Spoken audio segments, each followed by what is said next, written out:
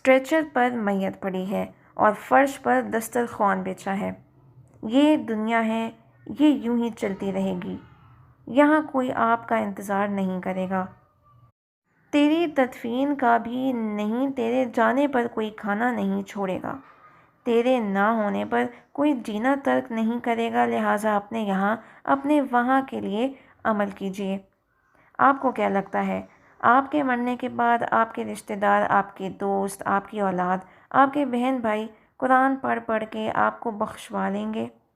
یہ اولادیں آپ کے لیے قرآن پڑھیں گی جو آج آپ کے کہنے پر نماز پڑھنے نہیں اٹھتیں۔ یہ رشتہ دار آپ کے لیے دعا کریں گے جن سے آپ کی لڑائیاں ہی ختم نہیں ہوتیں۔ یہ دوست آپ کے لیے فاتحہ پڑھیں گے جو آج دین پہ آنے کی وجہ سے آپ کا مذاق اڑاتے ہیں۔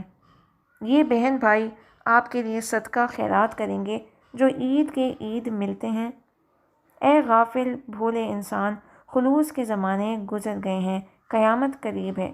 یہ افراتفری کا دور ہے، یہاں لوگ زندوں کو بھولے بیٹھے ہیں، مرنے کے بعد تجھے کون یاد رکھے گا؟ اپنے آخرت کی فکر خود کریں، اپنے لیے قرآن خود پڑھیں، یہی عقل مندی ہے، اور اپنے ہاتھ سے صدقہ خیرات کر کے رخصت ہوں۔